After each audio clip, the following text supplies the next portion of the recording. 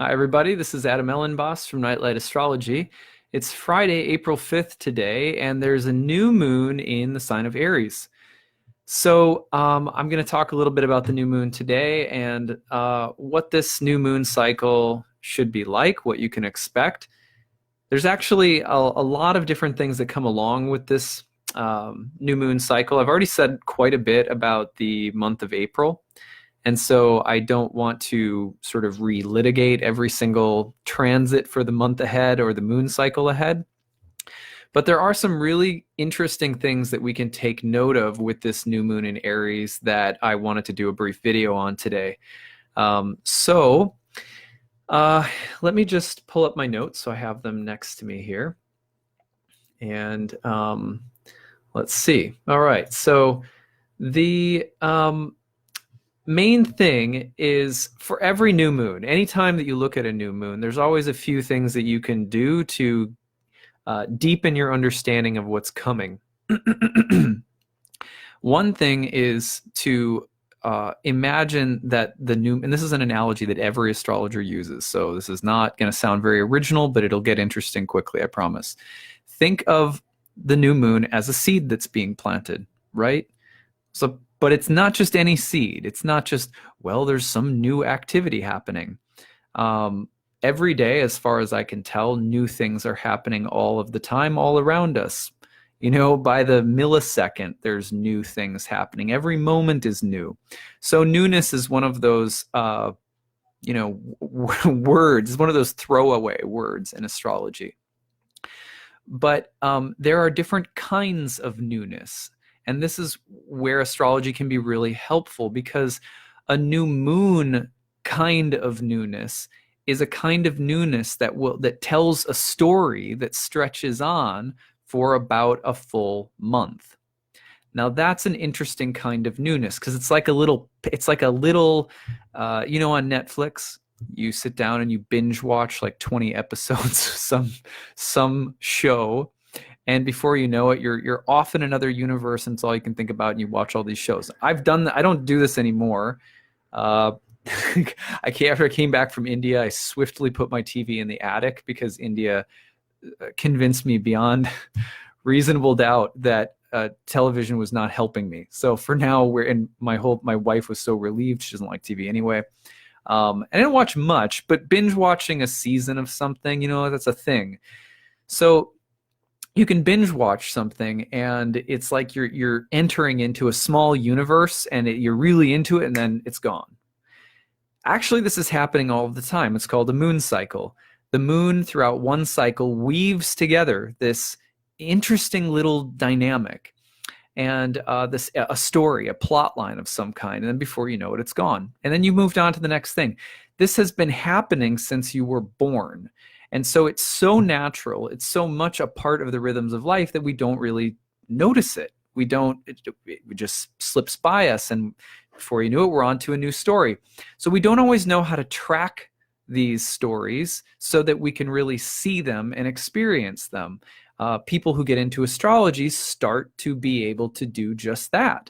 So a new moon is significant to those of us who are into astrology, because we're like, hey, now I can track the movie of the month. My life is going to become a little Netflix, binge watching package for the astrologer in me. So when you do this, the new moon is very important, because the seed will take shape, and it will blossom often in a binary dynamic with wherever the new moon is and the planetary dynamics of the new moon. So for example, this new moon is in the sign of Aries, which means it's a Mars kind of mini series that we're about to live through in the next month. But we know that when it's in a Mars ruled sign, whether it's Scorpio or Aries, that the full moon will be in a Venus ruled sign. So you can start with some very basic things, like the new moon may start with some fire, with some, that strong kind of assertive, yang, dominant energy, muscle, strength, intentionality, force, assertion, like that. Outward expressive energy, conflict, confrontation, power, strength. These kinds of themes may dominate early in the cycle. However, the karmic balancing moment will be Venusian. It will come through Libra. The scales will balance things out. By the full moon, around, what is it, the 19th, I think, you'll hit a time where the need to look at relationships will become very important. And we can see this in reverse in the moon cycles of the fall, where we have a Venus-ruled sign that precedes a Mars-ruled sign. So you go from Libra to Scorpio. Now we're going from Aries, Mars-ruled sign, to Taurus, which is a Venus-ruled sign. So the full moons around this time and the new moons play on a Venus-Mars theme. So Venus-Mars can be sexually potent and creative. It can create relational dynamics that are intense and evocative and productive. Like that, certain degree of Venus-Mars tension is not a bad thing. You can look for creative solutions to differing points of view or conflicts this month. You can look at sexual tension and sexual dynamics in relationships. You can solve problems that seem like they're unable to be resolved, and then suddenly you find a way of sort of balancing the scales and seeking out a diplomatic solution. So you just start with the basics. This mini series is brought to you by Mars and Venus. So but starts with Mars, and the theme of the cycle is really Mars. The counterbalance is Venus, but the intentionality behind the cycle is Mars. So start there. Look in your birth chart and find the house of Aries, the whole sign house of Aries. Easiest way to do it.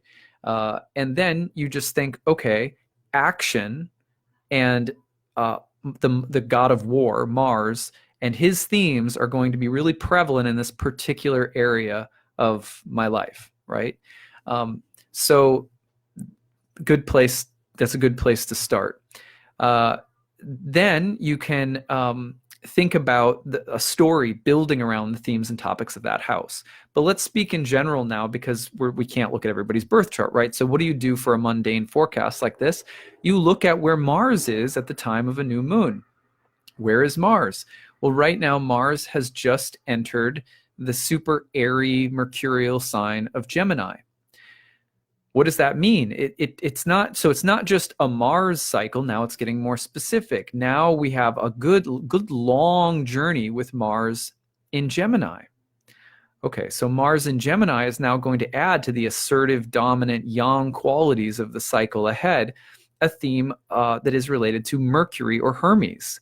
Air, the mind, the rational intellect, ideas, communication, being social, being expressive, being communicative, the nervous system. Sometimes there'll be, you get into medical astrology, you could look at the body parts related to Gemini. I don't know, what is it, the hands or the lungs? I forget, I'm not great. I don't have my medical astrology memorized. So someone in the chat box who remembers what Gemini rules in the body, please feel free to list it for us.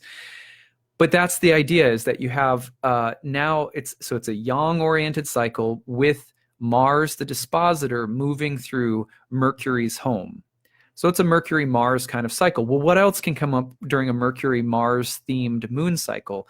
How about the combination of the incisive, cutting qualities of Mars and the rational, thoughtful, curious, analytical qualities of Mercury?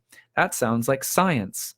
Sounds like math. That sounds like debate. Sounds like argumentation, right? It sounds like the knowledge of a surgeon.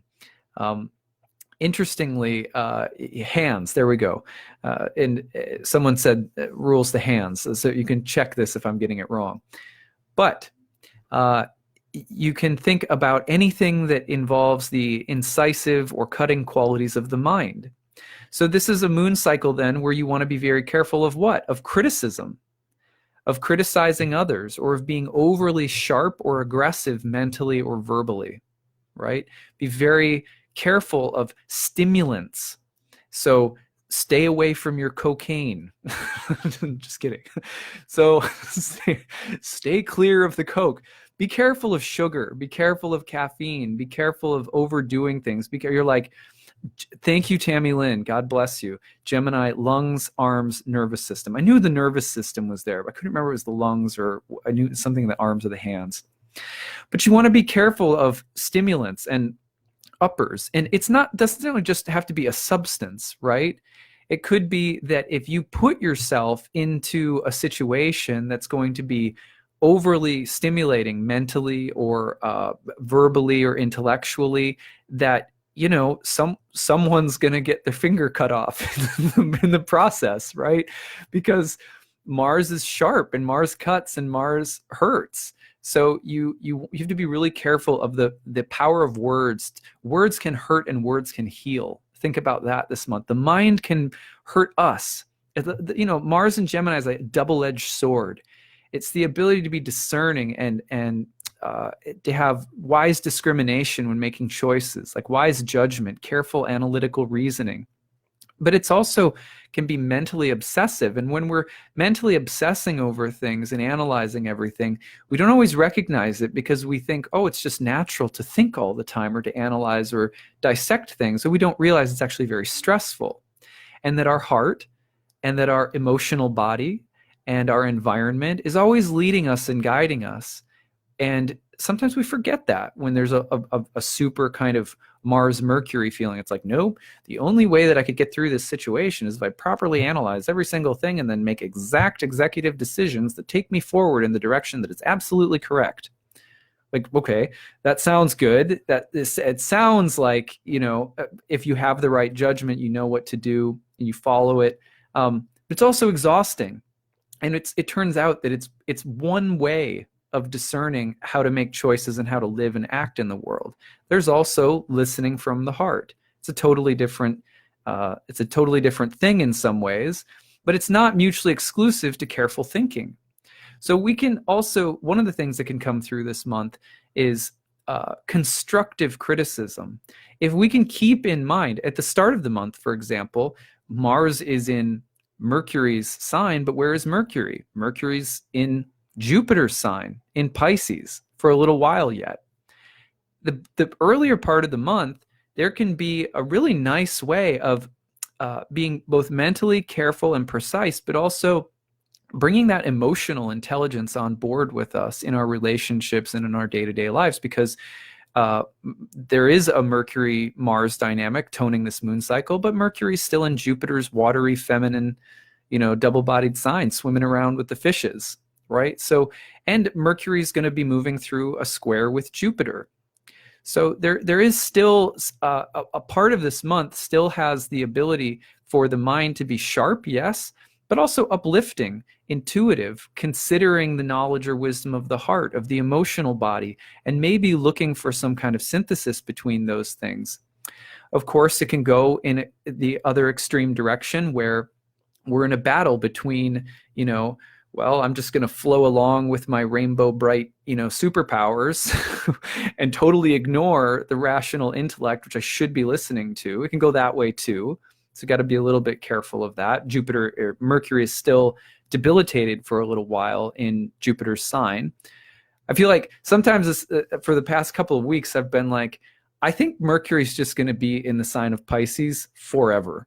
Like it's just never going to leave. We will never see the end of it, where my feet are going to fall off soon because of some kind of crazy disease I'm going to contract.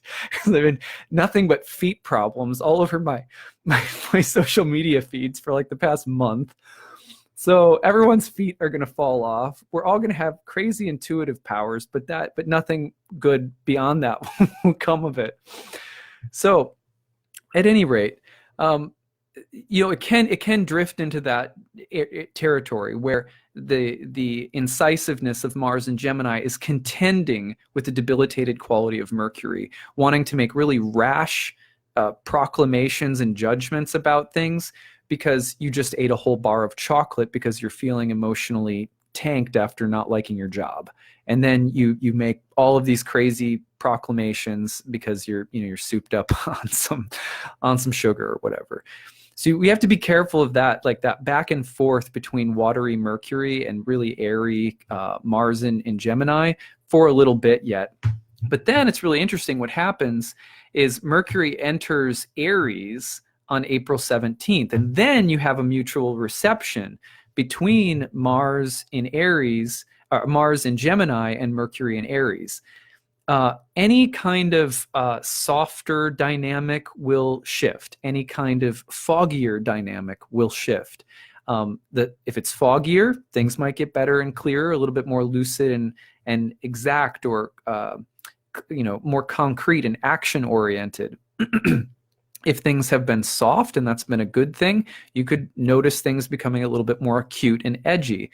That's happening later in the month, right around April 17th.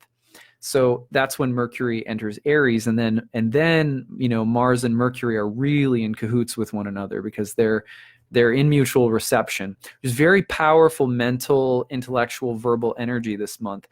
I think this month has the potential in the mundane sphere of American politics to be about war of words, war of information, war of ideas, and executive privilege around information. I think with the whole Mueller report thing, I think that's going to be a big deal. It already is, but I can see that probably escalating quite a bit.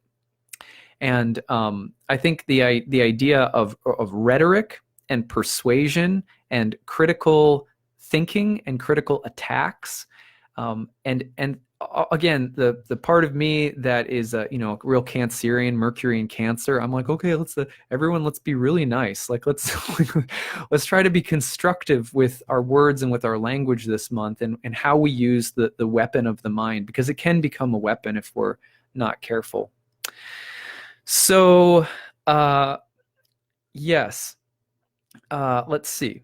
And this is setting us up, remember, for a bunch of other things that are happening this month around this moon cycle that, again, with the Mars-Mercury theme, I think we have to be really careful of. For example, the full moon in Libra, Venus ruled. And then what happens right after the full moon? Venus and Mercury enter Aries, and they immediately conjoin with Chiron, the wounded healer.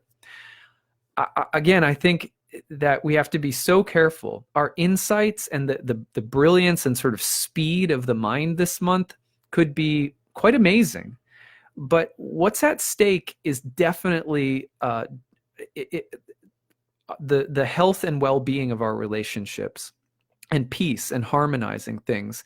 The full moon's in Libra, and then boom, right after that, Mercury and Venus are heading into a kind of wounded healer confrontation in Aries, which typically means that issues around words, speech, harmony, love, communication, and the wounds around those things, especially related to anger and aggression and Mars, are going to be like front and center right after the full moon in the scales in the sign of Libra.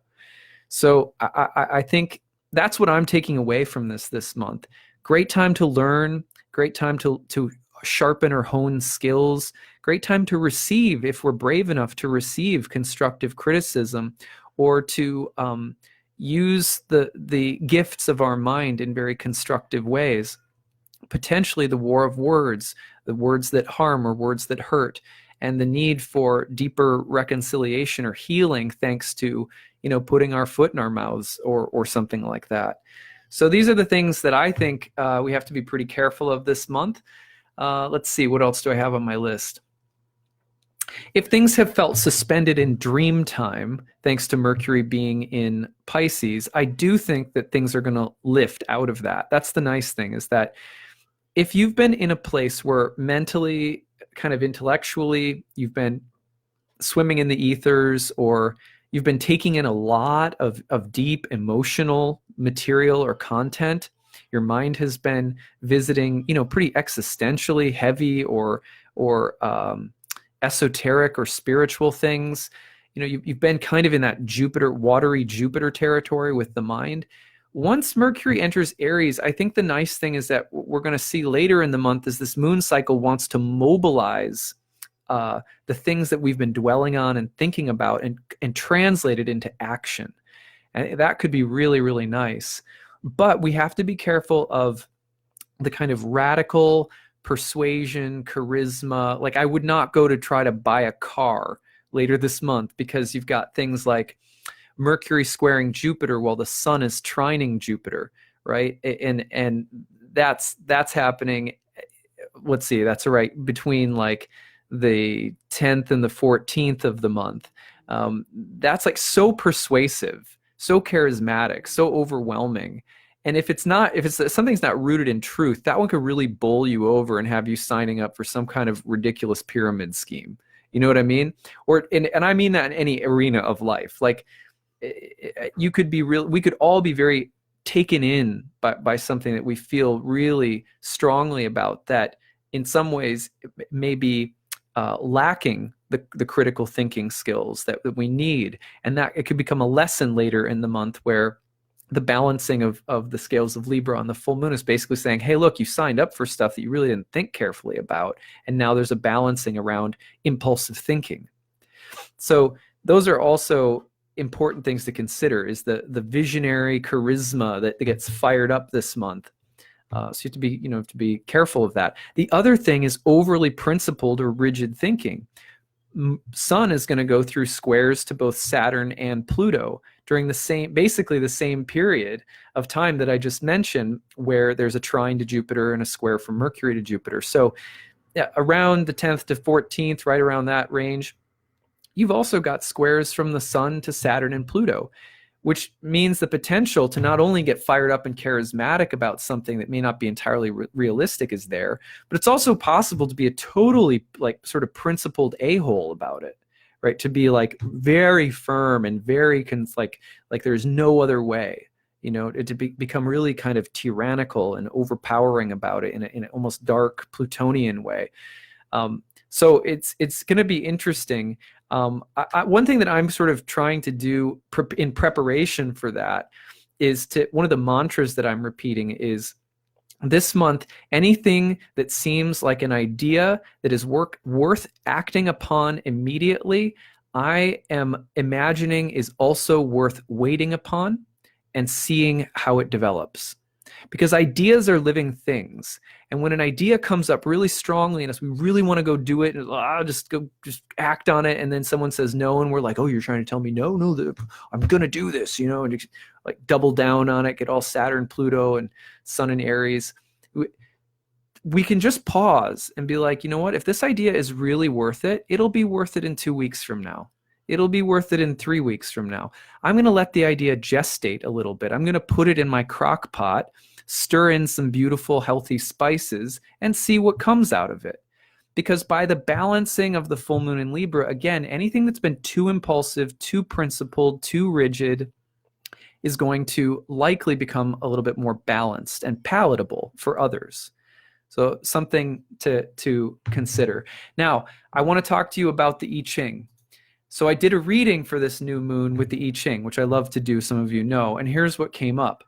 The first hexagram in the sequence is the Wanderer, number 56. I love this image that comes with it. It's a picture of someone traveling in a foreign land. It's also the picture of a fire on a mountain, right? On the fire on the mountain, up in the distance, right? It's catastrophic to someone living in the mountains, right? As we've seen from people who live in California, for example, the fires in the foothills or whatever, the fires sweep through and they devastate everything. The I Ching says that the fire on the mountain is a great disturbance to human beings who live in the mountain. It's a passing annoyance to the mountain itself. Similar way, the I Ching says that all of us are actually visitors here. We are actually wanderers passing through. And in that sense, we are also like mountains. The real deep observer within us, the real sort of witness consciousness, our spirit soul, is like a mountain.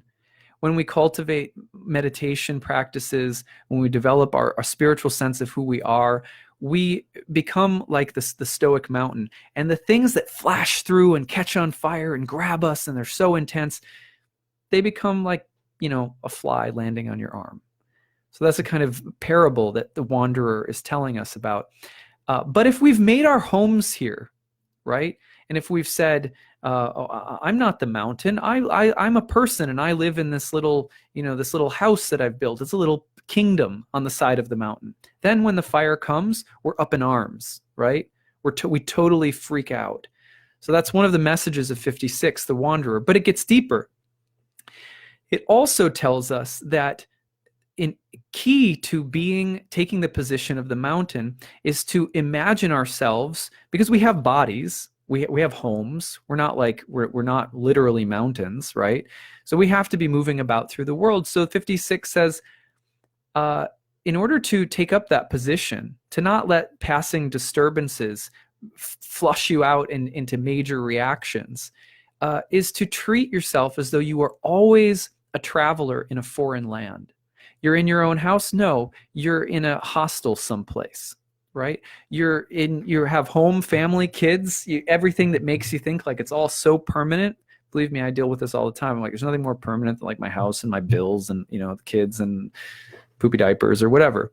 But the 56 says, treat it like you're on the road in, backpacking across South America or Europe.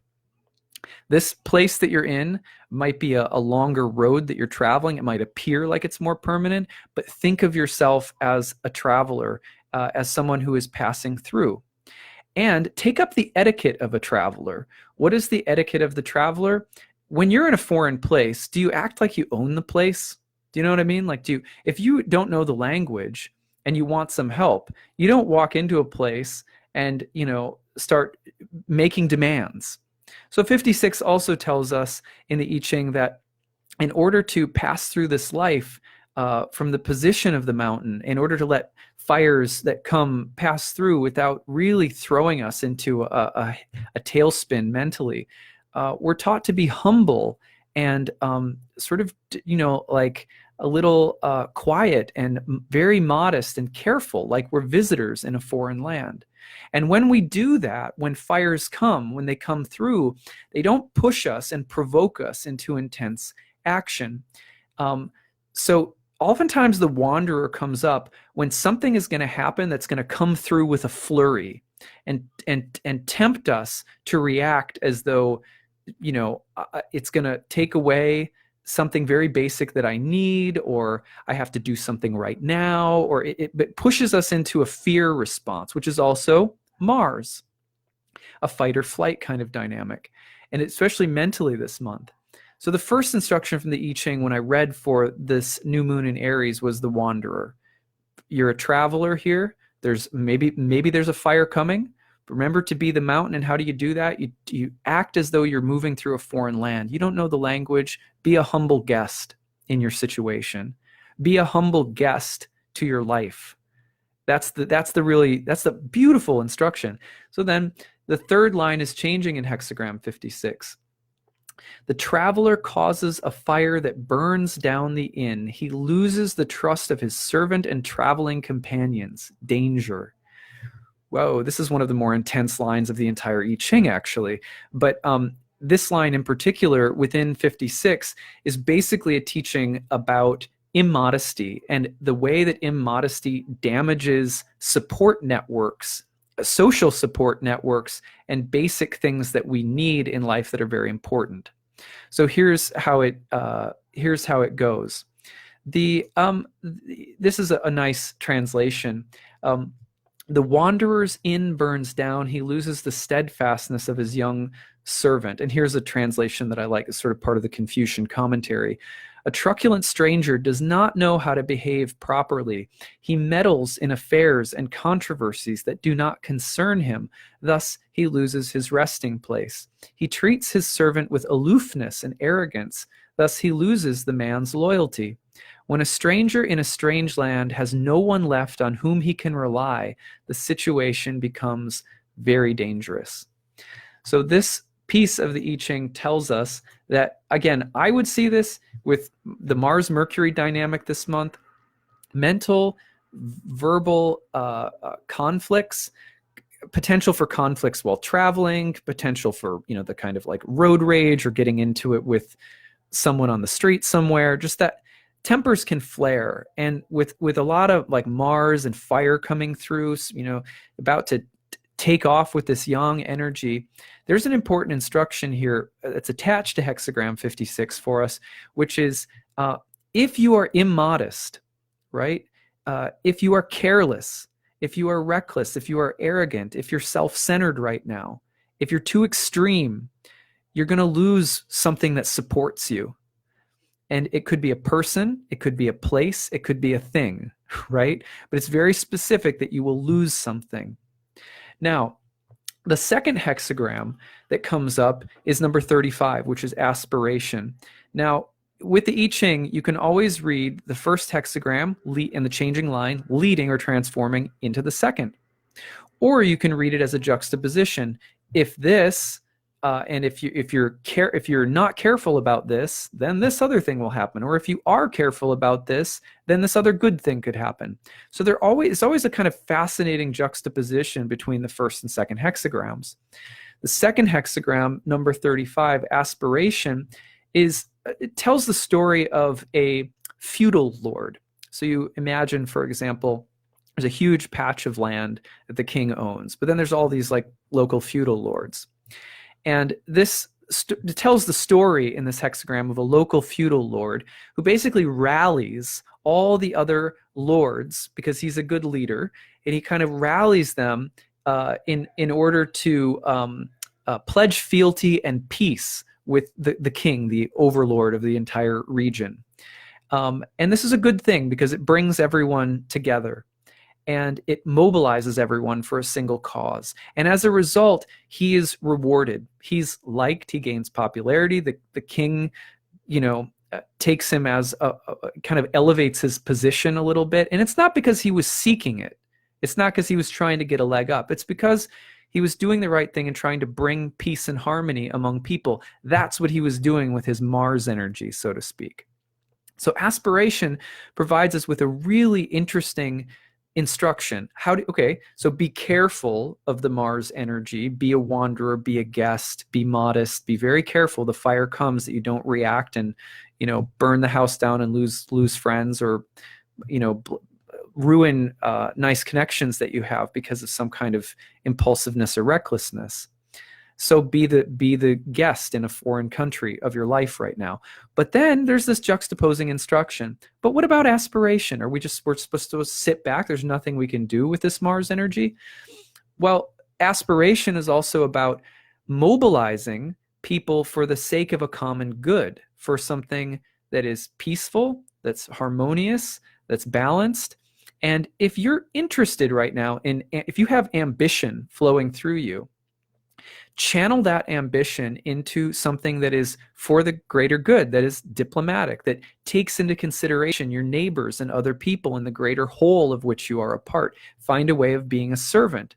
When you do that, you naturally, not because you're seeking it, but because this is how the Tao flows, you naturally gain the attention of powerful people. You naturally cultivate creative abilities within yourself.